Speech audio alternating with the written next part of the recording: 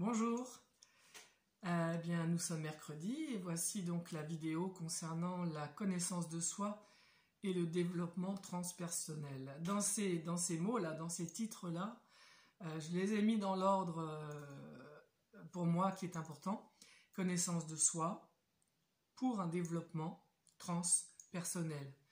C'est vrai qu'il s'agit tout d'abord de se connaître. Est-ce que je suis vraiment qui je suis ? Est-ce que ce que je pense, ce que je vis, ce que je fais correspond vraiment et est-ce que surtout je me sens à l'intérieur de moi heureux, totalement heureux par rapport à tout ce qui constitue ma vie, mon existence quotidienne? Est-ce que je suis pleinement satisfait? Est-ce que je suis dans un bien-être tout simple mais qui est, on va dire, permanent? Qui je suis en vérité? Qui suis-je? Et pour ça, c'est vrai, c'est important de se connaître en enlevant toutes les couches qui ne sont pas moi, pour voir qui je suis, moi, en vérité, quand j'ai enlevé un maximum de couches. Donc c'est ça le travail de connaissance de soi. Connais-toi toi-même et tu connaîtras l'univers et les dieux. C'est vraiment ce qui est vraiment dit, hein, d'une façon très belle, par quelqu'un de très très ancien dans notre temps. Oui, donc ça commence par la connaissance de soi. Tout on va dire tout basiquement, je vais commencer à explorer, à faire de l'archéologie personnelle pour me rendre compte de qui je suis. Alors évidemment, cette archéologie, comme son nom l'indique, on va creuser, hein, on va creuser, et on ne pourra pas creuser loin, profond, tout seul, dans cet inconscient. Alors il y a beaucoup de gens qui le font tout seul, avec des livres, voilà, pourquoi pas. Mais on ne pourra pas y aller vraiment très très profond. On ne pourra pas vraiment se poser des questions telles qu'un accompagnateur. Pour ça, moi je ne me dis pas thérapeute, je me dis accompagnatrice en connaissance de soi et développement transpersonnel. En fait, je vous accompagne. Je vous tiens la main, mais c'est vous qui avancez. Moi, je n'avance pas. Moi, je ne vais pas avoir l'affront et le non-respect de vous dire ce que vous devez croire, qui vous devez être. En méthode Esper, je vous l'ai dit, on ne définit pas l'autre, on ne sait pas à la place de l'autre. Et on pratique une écoute accueil, une écoute participative, une écoute active avec des outils particuliers, mais qui vont toujours être dans l'accueil de ce que dit la personne en face de nous. Jamais dans quelque chose qui est péremptoire. Et de toute façon, dans ma vie, et je vous propose aussi, dans votre vie personnelle, de ne jamais accepter les dictats, les dogmes, les formes quelconques d'obéissance. Influence, oui, peut-être. Écoutez, oui, d'ailleurs on le voit en ces temps-là où tellement d'informations, de contre-informations, de choses vraies, de choses fausses, dans cette période de chaos que l'on vit, où on ne sait plus qui croire, tellement il y a de choses qui se contredisent à tous les niveaux, au niveau social, au niveau politique, au niveau spirituel, à tous les niveaux, il y a vraiment du tri à faire. Et ce tri à faire, sans suivre ni l'un, ni l'autre, ni personne, ce tri à faire, c'est à vous à le faire, comme c'est à moi à le faire, avec moi-même. En fait, vous êtes votre propre guide. Mais c'est pas facile au départ, parce qu'on a tellement été habitué à être guidé, même à être téléguidé, qu'on ne sait pas être son propre guide. Alors on va chercher des guides, là à l'extérieur, des guides ici, à ce niveau-là, hein, quelqu'un qui sait des choses, un gourou, ou alors un archange, un ange. Je ne dis pas que je suis contre, hein. Je ne suis pas contre ou pour. Je dis simplement que l'essentiel, c'est de sentir l'essence que vous êtes à l'intérieur de vous, l'essence de votre ciel intérieur. Et ça, oui, il s'agit de le trouver. Et déjà, il est là, d'accord ? Il ne s'agit pas non plus de faire un travail approfondi de connaissance de soi, d'un point de vue, on va dire, purement de l'ego, pour sentir ce guide intérieur. Vous l'avez, vous l'êtes déjà. Seulement, il y a peut-être la confiance qui manque. Et puis l'écoute, vous savez, c'est une écoute très subtile. C'est pas une écoute du style « Allô, moi je suis ton guide et je te parle, tu m'entends 5 sur... » C'est pas ça du tout. c'est pas dans cette vibration-là que ça se passe. C'est très léger, c'est très léger. Ça se passe au niveau de l'intérieur, au niveau du cœur. Et c'est vrai que là, il s'agit d'avoir une oreille interne, une oreille intérieure très ouverte, très fine. Mais vous l'avez déjà, ce guide-là. Seulement, il vous a été éloigné, peut-être un peu involontairement, mais aussi volontairement, par des sociétés anciennes, pour ne pas vous permettre justement de vous développer, de grandir. Non pas de grandir, mais de sentir que vous êtes grand déjà. Vous voyez la différence? De sentir que vous êtes grand déjà. Et pour sentir que vous êtes grand déjà, ben oui, il s'agit de vous défaire, de vous désemprisonner de tout ce qui vous a enfermé, de connaître la prison dans laquelle on vous a mis et dans laquelle vous vous êtes mis. Parce que aujourd'hui, personne ne peut vous mettre dans une prison. Vous avez la capacité universelle du choix et du non. Pour moi, le mot le plus fort, c'est pas le mot oui, c'est le mot non. Dis avec calme, détermination, non. Non, je ne suis pas d'accord. Non, je ne vous suivrai pas. Non, je n'obéirai pas. Non. Donc, cette connaissance de soi au niveau de l'ego, elle va permettre de regarder tout ce qui m'a constitué, de regarder par rapport à quelle croyance j'ai bâti mon être, par rapport à quelle peur j'ai construit ma personnalité. Est-ce que c'est vraiment moi? Est-ce que cette femme qui est dans l'écoute des autres, dans l'empathie, même dans la compulsion, hein, c'est plus qu'une empathie, mais ça existe. Vous savez, ce genre de personnes qui vont dire « Ah, moi, je sais pas comment ça se fait, mais les gens, ils se confient à moi. » Et puis, ils sont contents. Hein. C'est fou comme les gens se viennent vers moi, me demandent vraiment de les écouter, de les aider. Ouais. Est-ce que tu es vraiment ça? Ah, mais oui, oui, oui, moi, c'est ce que je suis vraiment.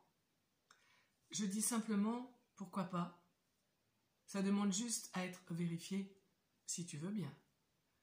Et on va faire un travail d'exploration, de connaissance de soi. Est-ce que je suis vraiment ça? Et c'est un travail intéressant parce que en creusant à l'intérieur de soi, vous savez, c'est un peu comme la Terre, hein, on creuse au départ et puis après on creuse de plus en plus profond et puis on va voir que la couche du départ, en fait, elle va se retrouver aussi dans les profondeurs. Je vais prendre un exemple. Un moment dans ma vie d'accompagnatrice, j'avais une personne qui venait travailler sur elle. Pour elle, tout allait bien dans sa vie, mais elle ne comprenait pas pourquoi, elle ne se sentait pas bien, elle ne se sentait pas d'équerre, on va dire. C'est ce qui arrive à beaucoup de gens, hein. On a tout pour être heureux, mais ça ne va pas. Alors, qu'est-ce qui ne va pas? Est-ce que c'est vraiment ce qui ne va pas, c'est à l'extérieur, mais pourtant, ça va avec l'extérieur. Est-ce que c'est moi par rapport à l'extérieur? Qu'est-ce qu'il y a qui fait qu'avec l'extérieur, ça ne va pas? Ça demande exploration. Donc, cette personne, elle a des séances avec moi, et elle me dit que elle, ce qu'elle aime beaucoup, c'est elle a suivi des stages de clown et elle aime ça. Elle adore ça. Elle va dans les hôpitaux. Vraiment, elle est très très investie là-dedans. Hein. Et elle adore faire rire. Elle a ce costume. Voilà, elle est clown. Elle est clown. Et elle me dit bon. Moi, quand c'est comme ça, vous savez, je n'ai pas d'a priori. J'ai juste une oreille qui s'ouvre et qui écoute, et je n'ai pas d'a priori. Et donc, j'accueille ce qu'elle dit. Et je dis, mais alors, toi, tu sens que c'est ça que tu es? Ah ben oui, ou vous êtes, je ne sais pas, on va se tutoyer, voilà. Je ne m'en rappelle plus. Des fois, je vous vois, des fois, je tutoie. Donc, c'est ça que tu es. Elle me dit, oui, oui, moi, j'adore ça. J'adore faire rire, j'adore quand les gens rient. C'est ma vie, quoi. C'est pour ça que je suis faite. Vraiment, on sent la conviction. Vous voyez les croyances, là, qui sont bien accrochées, là. Hein. Bon, et une croyance, on est bien d'accord, elle ne se discute pas. Elle s'accepte. de la part de la personne qui entend la croyance. Ok. Bon, alors comme elle vient travailler avec moi, et bien sûr, les séances elles se déroulent au fil du temps qui passe. Et elle me raconte un petit peu, elle me raconte sa vie, elle me dit comment elle vit, voilà, elle me dit son passé, parce qu'on en arrive toujours là. Et en fait, au fur et à mesure des séances, je sais, elle me dit que elle a très peur de son père. Son père est violent, il la bat, il la frappe, et depuis toute petite, elle a trouvé un moyen de se l'allier, c'est de le faire rire. Et elle se rappelle que depuis toute petite, hein, elle a quoi? Elle a 2 ans, 2 ans et demi. Eh bien, elle le fait rire. Alors elle fait le clown. Comme on dit, ah bah tu fais le clown. Et ça fait rire son père. Alors évidemment, lorsqu'elle me raconte tout ça au fur et à mesure des séances, moi je fais le lien avec ce qu'elle m'a dit précédemment, qu'elle adorait, qu'elle était clown, qu'elle allait dans les hôpitaux, qu'elle adorait ça, faire rire, c'est ça qu'elle était, elle, clown. À un moment donné, dans le fil des séances, je ne pouvais pas faire autrement que de lui montrer quelque chose, en ne sachant pas ce qu'elle allait dire. Moi, je ne sais pas, je ne sais rien, moi. Moi, juste, j'accompagne. Et je lui dis simplement, c'est bizarre, parce que tu m'as dit, là, lors des précédentes consultations, que tu étais clown et que tu adorais ça. Et puis là, je suis en train d'entendre, mais tu me le confirmes ou pas, je suis en train d'entendre que petit, tu avais très peur de ton père, qui te frappait, qui te battait, et que tu avais trouvé le moyen habile pour qu'il ne le fasse pas en faisant le clown, puisque c'est ce que toi tu me dis, en faisant le clown. Alors elle écoute tout ça, hein, je lui renvoie avec ses mots à elle. Et j'ai du coup, tu vois, moi je me demande si tu n'aurais pas mis ça en place à ce moment-là, quoi. Et là, elle se met à pleurer. Face à moi, elle se met à pleurer. Et moi, je sais bien, depuis le départ, je sais bien qu'elle n'est pas clown, qu'elle s'est construite comme ça. Parce que du coup, qui on est vraiment? Si elle n'est pas clown, qui elle est? Ah ouais. Vous comprenez? C'est ça, le travail de connaissance de soi. C'est pas forcément une partie de plaisir, mais c'est une grande délivrance. Ça n'empêchera pas d'être clown si elle veut être clown. Mais elle saura comment elle a mis ça en place et que ce n'était pas elle. On atteint juste la liberté d'être à ce moment-là. La liberté d'être. Et donc, excusez-moi, ça maracle dans la gorge. Elle s'est rendue compte qu'en fait, tout ce qu'elle avait mis en place depuis ces 2 ans et demi, à peu près, c'était pas elle.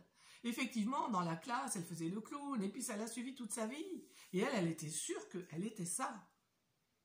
Mais elle n'était pas ça. Et en fait, elle s'est rendue compte que si elle a mis en place le clown, la base de ça, la vraie base, c'était pas de faire rire son père.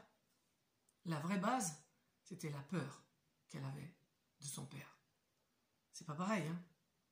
Alors c'est vrai que c'est plus agréable d'aller se confronter à l'aspect clown, à l'aspect rigolo, parce que se confronter à l'aspect peur, ça va être moins rigolo, ça va être plus difficile.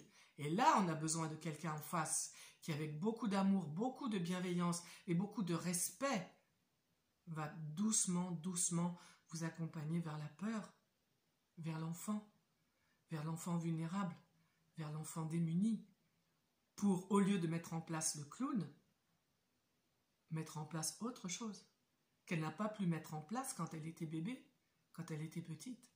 Elle a fait ce qu'elle a pu. Elle a mis en place le clown. Et tant mieux, puisque ça lui a, j'allais dire, enjoyé sa vie, ça a rendu sa vie plus joyeuse. Tant mieux. Mais c'était un mécanisme de défense. C'était pas quelque chose qui correspond à sa nature. Et du coup, on peut se demander, mais du coup, qui je suis? Si effectivement, je ne suis pas celle qui écoute, qui reçoit les plaintes, les confidences, celle qui trouve les solutions, celle qui aide, celle qui secourt. Mais alors qui je suis? Vous comprenez? Et là, c'est vrai que l'énéagramme est quelque chose de très intéressant parce que l'énéagramme on va arriver à se situer par rapport à la construction qu'on a mis en place depuis tout petit, parce que ça se fait tout petit, il a 2 ans, 2 ans et demi, on met déjà en place des mécanismes de défense qui ont été répertoriés dans l'énéagramme. Donc voilà, c'est vrai qu'avant de développer qui on est, parce que vous voyez, cette personne, bien sûr, elle va continuer à être clown, elle aime ça, mais elle va avoir travaillé sur sa peur, elle va pouvoir, elle, avoir consolé l'enfant intérieur, restituer, même si son papa est mort, avec, on va dire, un protocole que l'on va inventer, elle et moi, restituer à son père la violence qu'elle a reçue, avec quelque chose de très travaillé.